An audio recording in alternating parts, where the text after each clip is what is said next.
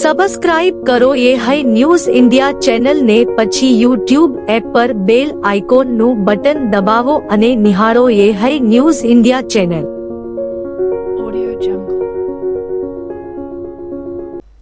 વાવ થરાદ જિલ્લાના વાવ તાલુકાના ભાટવર ગામના વતની અને થરાદ સબ જેલમાં જ્યુડિશિયલ કસ્ટડીમાં રહેલા માનસંગભાઈ ગુવાભાઈ દરજીનું રહસ્યમય સંજોગોમાં પાલનપુર સિવિલમાં મૃત્યુ નિપજતા ચકચાર મચી ગઈ છે.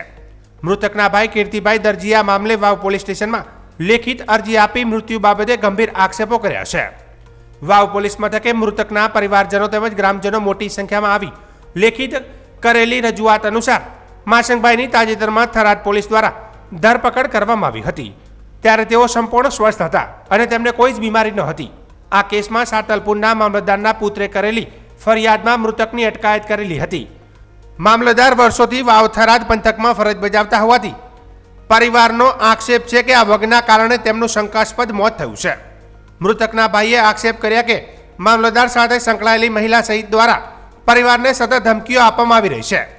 જો આ મામલે ફરિયાદ કરવામાં આવશે તો મહિલા ઝેર પીને આત્મહત્યા કરવાનું નાટક કરી પરિવારને ખોટા કેસમાં ફસાવવાની ધમકી આપી રહ્યા હોવાનો આક્ષેપ કર્યા હતા. પરિવારજનોએ માંગ કરી છે કે કસ્ટડી દરમિયાન થયેલા મૃત્યુની તપાસ કોઈ નિષ્પક્ષ અને ઉચ્ચ કક્ષાના અધિકારી દ્વારા કરવામાં આવે. ધમકી આપનાર શખ્સો વિરુદ્ધ કાયદેસરની ફરિયાદ દાખલ કરવામાં આવે. તેમજ જો ભવિષ્યમાં મહિલા કે અન્ય કોઈ વ્યક્તિ આવું કોઈ પગલું ભરે તો તેની જવાબદારી મૃતકના પરિવારની રહેશે નહીં. તેમજ રજૂઆતમાં ગંભીર આક્ષેપો કરવામાં આવ્યા હતા.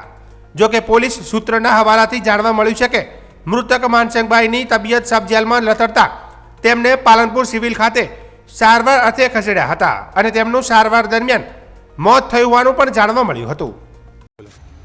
મારું નામ દરજી ઠાકરસિંહભાઈ કરશનભાઈ, હું ગણેશપુરા ગામનો રહેવાસી છું અને ભાટવર ગામે અત્યારે જે આ બીના બની છે અને આ ભાઈને થરાદ પોલીસ સ્ટેશનમાં પોતાને એરેસ્ટ કરેલા હતા. ત્યાં કોઈ કારણોસર તબિયત બગડીને એમને પાલનપુર લઈ જવામાં આવ્યા હતા અને ત્યાં એમનું મોત થઈ ગયેલું છે અને એમનું ધારપુર ખાતે પોસ્ટમોર્ટમે થયું છે અને એમને તે લઈને આવ્યા છે. પણ અમે અહીંયા અમારી સમાજ દ્વારા અને વત્તા ગામના જે ભાટવર ગામના લોકો પણ અહીંયા હાજર છે અત્યારે, તો અરજી દેવા માટે આવ્યા હતા કે આ શાના કારણે બીના બની અને શા માટે આવું થયું. કારણ કે અહીંથી ગયા ત્યારે કમ્પ્લીટ હતા, એમનું અહીંથી જ્યારે લઈ જવામાં આવે છે ત્યારે પણ મેડિકલ થયું છે.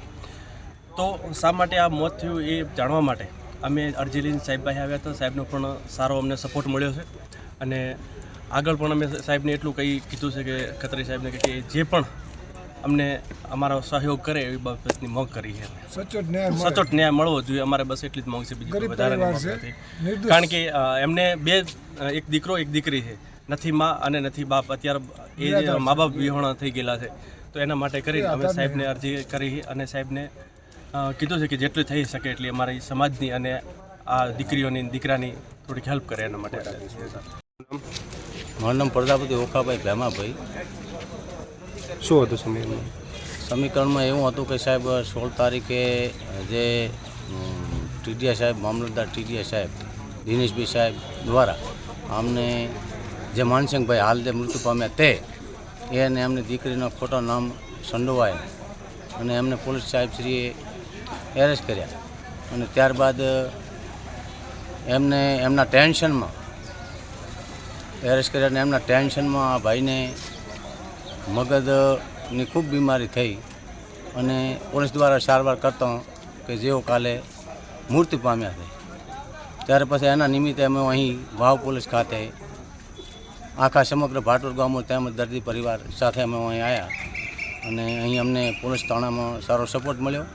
અમે સંપૂર્ણ તપાસ થાય ન્યાયિક રીતે એની સાહેબશ્રીને અરજી આપી છે અને પોલીસમાંથી અમને સારો સપોર્ટ આપ્યો છે. અમને વિશ્વાસ છે કે આ જે મૃતક ભાઈ માનસિંગભાઈ છે એમના બચ્ચાને ચોક્કસ ન્યાય મળશે એ જ અમે વિનંતી કરીએ.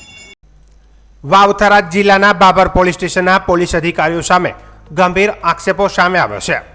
ઓગળ તાલુકાના પાદર ગામના રહેવાસી સુરેશજી ઠાકોરે બાબર પોલીસ પર નિર્દોષ યુવકને ઢોર માર મારવાનો આરોપ લગાવતા દિયોદર નાયબ પોલીસ અધિક્ષક કચેરી ખાતે લેખિત રજૂઆત કરવામાં આવી છે. મળતી માહિતી મુજબ બાબર પોલીસ દ્વારા નિવેદન લેવાના બહાને એક યુવકને પોલીસ સ્ટેશન બોલાવવામાં આવ્યો હતો, પરંતુ ત્યારબાદ યુવકને પોલીસ દ્વારા માર મારવામાં આવ્યો હોવાનો આરોપ પીડિત પરિવાર દ્વારા લગાવવામાં આવ્યો છે. આ ઘટનાના પગલે પીડિત યુવકે દિયોદર પોલીસ અધિક્ષક કચેરીમાં પણ લેખિત ફરિયાદ કરી ન્યાયની માંગ કરી છે.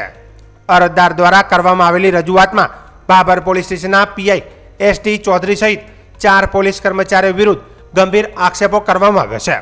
પરિવારનો આરોપ છે કે યુવક નિર્દોષ હોવા છતાં પોલીસ દ્વારા તેને ઢોર માર મારવામાં આવ્યો હતો. મારપીટ બાદ યુવકને ઈજા પહોંચતા તેને સારવાર માટે ધારપુર હોસ્પિટલ ખસેડવામાં આવ્યો હતો, જ્યાં તેની સારવાર ચાલી રહી હોવાનું જાણવા મળ્યું છે.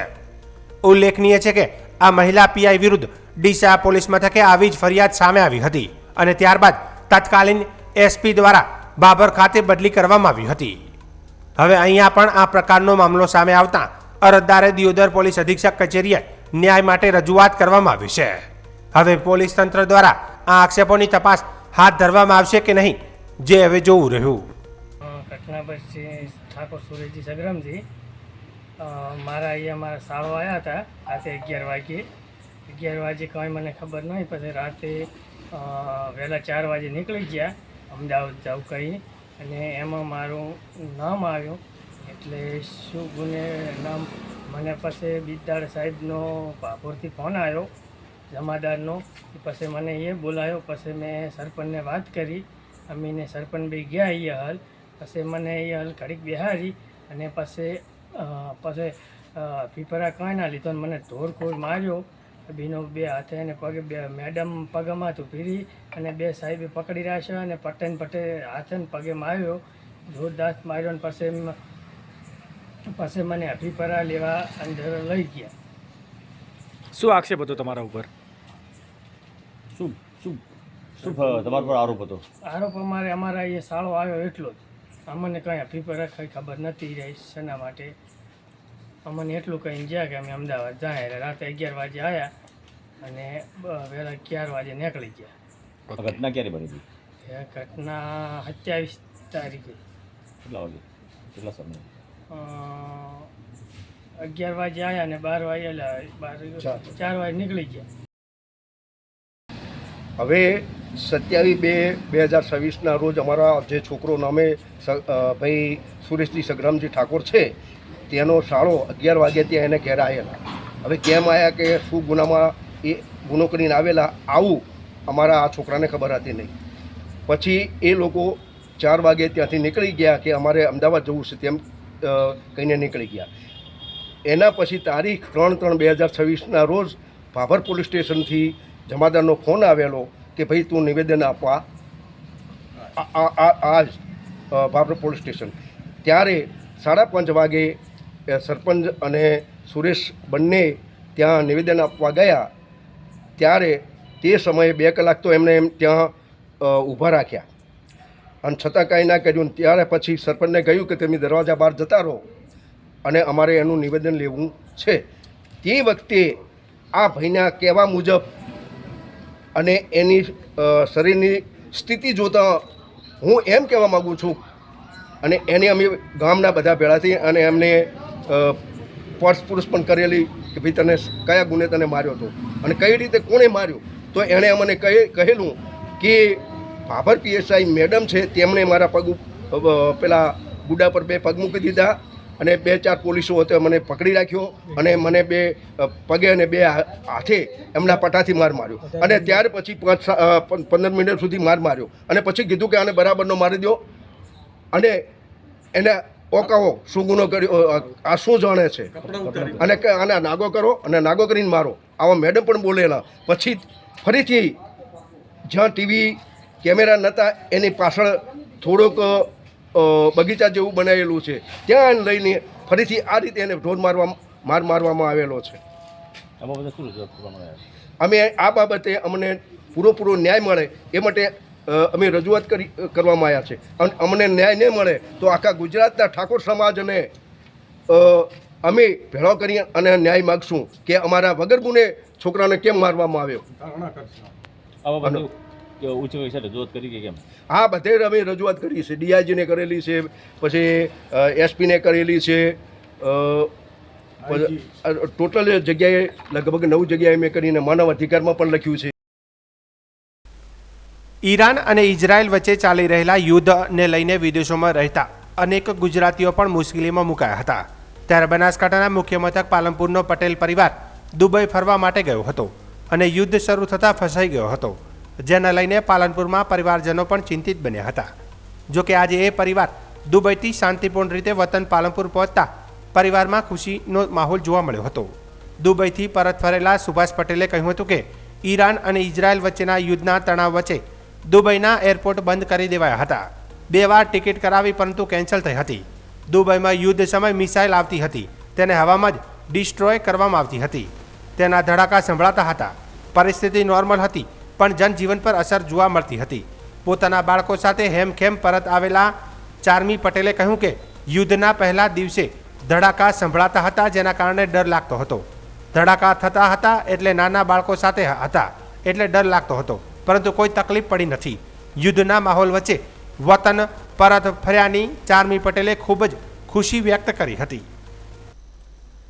વાવથરા જિલ્લાના ધણીધર તાલુકાના ગોલગામ ગામે ગોરા કાળા ખેતરપાળ દાદા સેવા ટ્રસ્ટ દ્વારા શિલાન્યાસ મહોત્સવનું ભવ્ય આયોજન કરવામાં આવ્યું હતું. આ પ્રસંગે ધાર્મિક અને સામાજિક ભાવનાથી ભરપૂર વાતાવરણ વચ્ચે વિવિધ આગેવાનો અને ગ્રામજનો મોટી સંખ્યામાં હાજર રહ્યા હતા.